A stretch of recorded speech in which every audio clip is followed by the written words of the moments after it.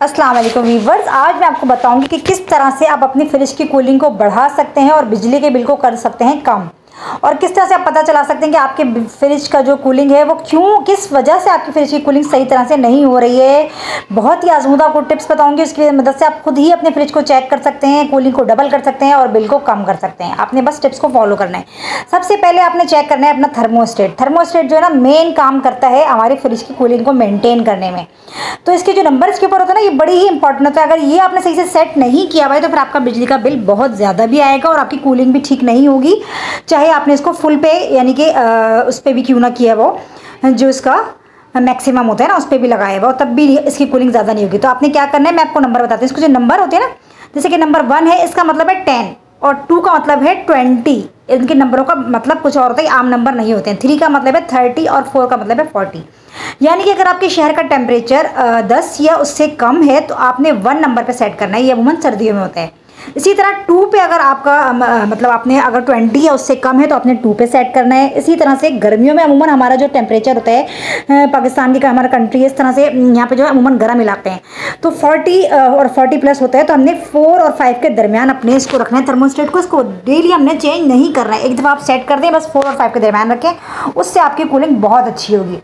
Next जो आपने चीज़ देखनी है वो है, आपने देखनी है इसकी रबड़। अगर इसकी रबड़ लूज़ है तो आपकी कूलिंग इधर से वेस्ट होती है और उसकी वजह से आपका बिजली का बिल कम आता है और आपका फ्रिज सही कूलिंग नहीं करता है। इसके लिए आपने क्या करना है, आपने पहले इसको चेक करना है अपनी रबड़ को। अगर आपकी रबड़ लूज़ है, मैं आपको बताती हूँ, तो ये अपनी जगह से लूज़ नज़र आने लगती है। यहाँ पे मेरी फ्रिज की रबड़ बिल्कुल भी अल्हम्दुलिल्लाह लूज़ नहीं है, बिल्कुल फिक्स है अपनी जगह पे, तो मुझे इसकी ज़रूरत नहीं है। लेकिन अगर आपके साथ मसला है कि रबड़ लूज़ हो चुकी है, ख़राब हो गई है, तो आपको इसको सही किस तरह से करेंगे आप घर में ही इसको सही कर सकते हैं। आपने बस ये काम करना है, आपने गर्म पानी लेना है, मतलब थोड़ा तेज़ गर्म, नीम गर्म नहीं, थोड़ा तेज़ गर्म लेना है, थोड़ा सा बॉइलिंग वाटर आप समझ लें कि आपने लेना है और इसके ऊपर डालना है। आपने पूरी रबड़ के ऊपर थोड़ा थोड़ा करके डालना है किसी भी चीज़ में लेके।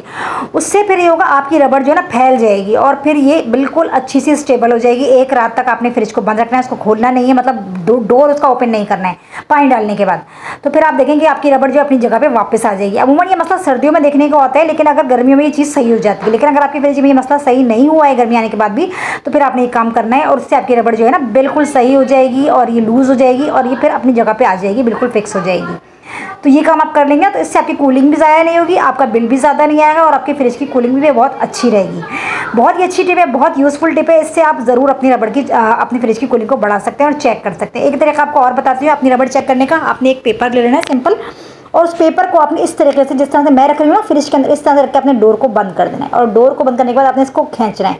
अगर ये आसानी से निकल आता है बाहर तो इसका मतलब है कि आपकी रबड़ लूज़ है। और अगर ये मुश्किल से बाहर आ रहा है, अगर इसको खींचना पड़ रहा है, आपको जोर लगे, जैसे मैं खींच रही हूँ तो मुझे खींचना पड़ रहा है पेपर को, तो आपकी रबड़ बिल्कुल ठीक है, आपकी कूलिंग बिल्कुल इसके अंदर सही रहेगी, परफेक्ट रहेगी। देखिए मुझे खींचना पड़ रहा है पेपर को, तो मेरी रबड़ जो है ना इसकी बिल्कुल सही है। हालांकि मेरा फ्रिज आराम से 10 साल से ज़्यादा पुराना है, लेकिन इसकी रबड़ माशाल्लाह से बिल्कुल ठीक है। ये भी एक टेस्ट है जिससे आप अपने फ्रिज की रबड़ को टेस्ट कर सकते हैं और सही भी कर सकते हैं।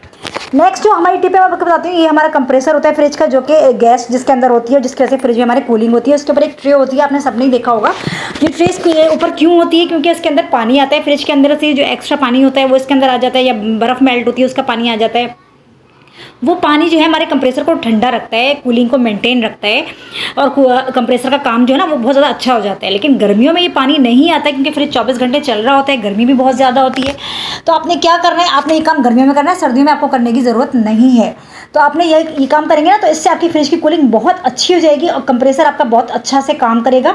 आपने क्या करना है, आपने लेकिन ये काम जो करना है ना, इसको फ्रिज को बंद करके करना है और डेली आपने करना है। गर्मियों के अंदर आपने एक गिलास पानी लेना है, सिंपल सादा पानी, और इस ट्रे के अंदर डाल देना है।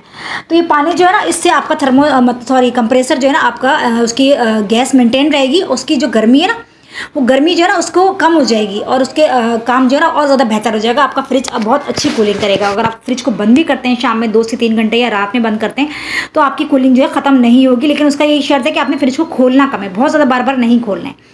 नेक्स्ट जो टिप है वो बहुत ही इंपॉर्टेंट टिप है, बोनस टिप है, आपको बता रही हूँ। आपने एक टूथब्रश ले लेना है, कोई भी पुराना टूथब्रश आप इस मकसद के लिए रख सकते हैं और उसकी जालियों को महीने में एक दफ़ा आपने साफ़ करना है, क्योंकि उसके बाद डस्ट जब जम जाती है पीछे की तरफ, ये काम भी अपने फ्रिज को बंद करके करना है। तो ये डस्ट जो है ना ये बहुत कूलिंग पे असर डालती है, इससे हमारी कूलिंग कम हो जाती है। कपड़े से हम झाड़ लेंगे ना तो ये बिल्कुल अच्छे से अंदर से साफ़ नहीं होती, लेकिन टूथब्रश की मदद से आप करेंगे ना तो ये बिल्कुल अच्छे से अंदर तक से साफ़ हो जाएगी इसकी जो डस्ट है सारी, और फिर उससे जो है बहुत अच्छी आपकी फ्रिज की कूलिंग में इजाफा हो जाएगा। नेक्स्ट जो मैं आपको बता रही हूँ उसमें ये है कि आपने फ्रिज को दीवार से फासले पे रखना है। अगर आपके पीछे दीवार है तो आपने इसको तकरीबन 1 फीट फासले पर रखना है। 2 बालिश या 1.5 बालिश आपने रखना है। मेरे पीछे आप देख सकते हैं कि यहाँ पे खिड़की है, विंडो है, तो इसकी वजह से मैं इतना ज़्यादा फासला नहीं रखती हूँ। अभी मैंने वीडियो की वजह से इसको आगे काफ़ी आगे किया हुआ है, लेकिन अगर आपके पीछे इसकी दीवार है तो आपने 1 से 1.5 बालिश का फासला यानी कि 1 फीट का फासला रखना ही रखना है, ताकि फ्रिज को पीछे की तरफ से हवा लगती रहे और ये गर्म ना हो, फिर इसकी कूलिंग बेहतर रहेगी। बिल्कुल दीवार से मिला के नहीं रखना है। तो मैंने आपको थर्मोस्टेट का भी बता दिया, आपको रबड़ का भी बता दिया। तो आप ये सब चीज़ें फॉलो करें, आपकी कूलिंग जो है डबल हो जाएगी, आपका बिल कम आएगा। और जब भी आपने फ्रिज को बंद करना है, मतलब उसका बटन ऑफ करना है, तो आपने फ्रिज को बार बार